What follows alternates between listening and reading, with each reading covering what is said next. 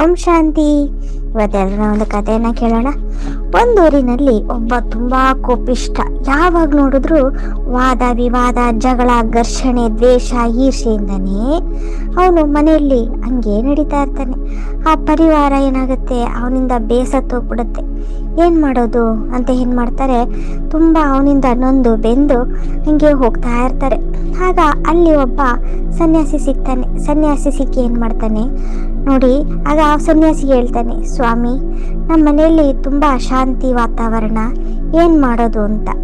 ಆಗ ಸನ್ಯಾಸಿ ಏನ್ ಮಾಡ್ತಾನೆ, ಒಂದು ಬೀಜವನ್ನ ಕೊಡ್ತಾನೆ. ನೋಡಿ, ಯಾವಾಗ ಅವನಿಗೆ ಕೋಪ ಬರುತ್ತೋ ಆಗ ಈ ಬೀಜವನ್ನ ಅವನ ಬಾಯಲ್ಲಿ ಹಾಕೊಳಕ್ ಹೇಳಿ ಅಂತ.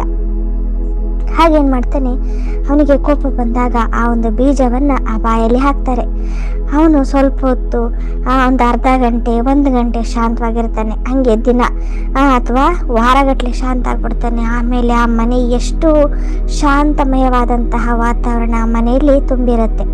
ಹಾಗೆಯೇ ಬಾಬರವರು ಸಹ ನಮಗೆ ಹೇಳ್ತಾರೆ, ಮಕ್ಕಳೇ, ನೀವು ಸದಾ ಆತ್ಮಾಭಿಮಾನಿ ಸ್ವಮಾನದ ಅಭ್ಯಾಸವನ್ನ ಮಾಡಿ ಅಂತ ಹೇಳ್ತಾರೆ.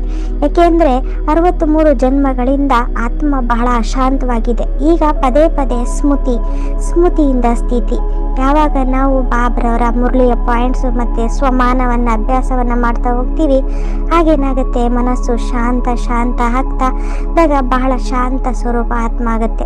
ಅದಕ್ಕೋಸ್ಕರ ಬಾಬಾ ಹೇಳ್ತಾರೆ, ಮಕ್ಕಳೇ, ಸದಾ ನೀವು ಆತ್ಮ ಅಭಿಮಾನಿ ಸ್ಥಿತಿ ಮತ್ತೆ ಅಶರೀರಿಯ ಸ್ಥಿತಿಯ ಅನುಭವ ಮಾಡಿ ಅಂತ ಪದೇ ಪದೇ ಬಾಬ್ರವರು ನಾವು ಮಕ್ಕಳಿಗೆ ಹೇಳ್ತಿರ್ತಾರೆ. ಇವತ್ತಿನ ಕತೆ ಇಷ್ಟ ಆದಲ್ಲಿ ಲೈಕ್ ಮಾಡಿ ಮತ್ತೆ ಶೇರ್ ಮಾಡೋದನ್ನ ಮರಿಬೇಡಿ. ಓಂ ಶಾಂತಿ.